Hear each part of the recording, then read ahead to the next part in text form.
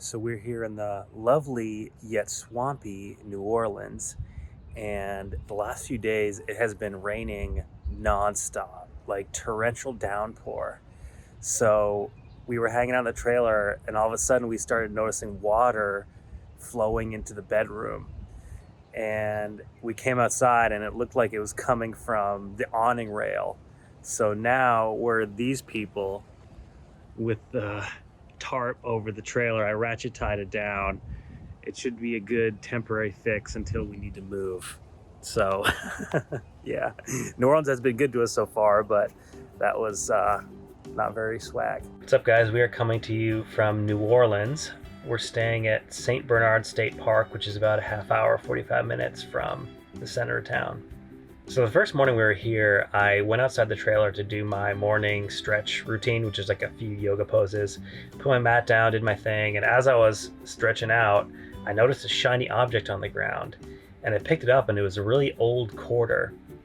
So after some Googling, I found that it's a standing Liberty quarter that's about 100 years old. The first Google hit that came up said it was worth $5,000. So I freaked out. I ended up reaching out to a good friend of mine on Facebook who is sort of an expert in antiquities, and he sort of brought me back down to earth, and he was like, you know what, it's only worth the 90% silver that it's minted out of. So I enjoyed thinking that I struck gold, or silver in this case, for a few hours. I think I'm gonna hang on to it as sort of like a good luck totem for a trip.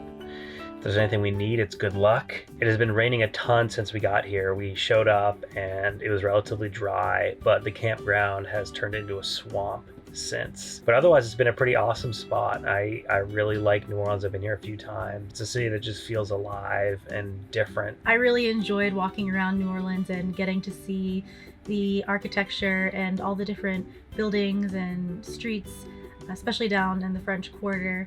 Very European looking. You can see a little bit of the Spanish and French influence that's down there. So as you're walking down the street, you come across these houses which have gates, and you'll sort of peer through the bars and you can see these beautiful courtyards inside. And I thought that was really cool and not something you see necessarily in a lot of other American cities. Coincidentally, we were in New Orleans the week before Mardi Gras started. So we kind of got to see a little bit of the preparation. And although this year it's definitely not the same, we still feel like we got to see a little bit of what makes New Orleans so special around this time of year. One night we went out and we're just walking around, and we could hear around the corner this live music coming. So we walked down the street, and there's this 8-piece band just rocking it right on the street outside this hotel, and they had a walk-up bar. So we got drinks and just danced in the street for probably an hour. Yeah, I think it was the first time we had gotten to see some live music and be dancing around other people since all this started. We were actually pretty impressed with how New Orleans seemed to be handling COVID. Even though it meant that some stuff was shut down, it did seem that everybody in the city was taking precautions. We felt safe enough to let ourselves out and have just a little bit of fun. We went out to a restaurant for the first time in I don't even know how long.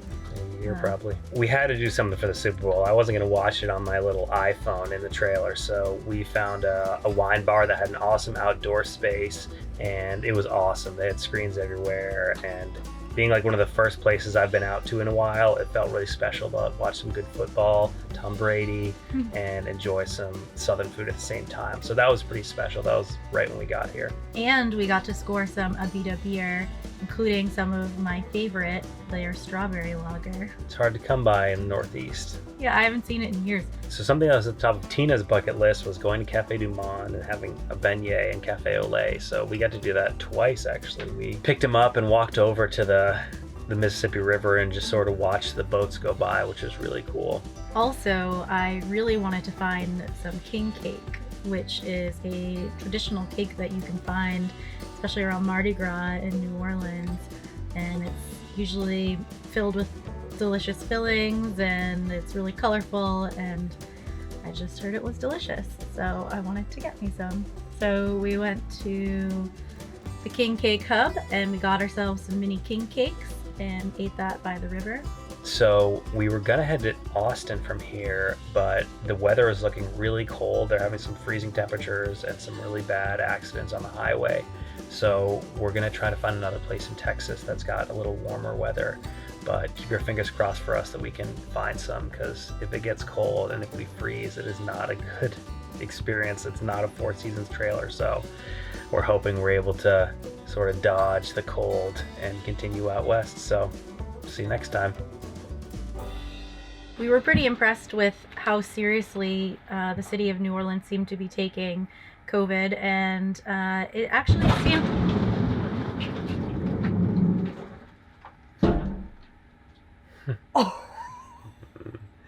That was not a good sound.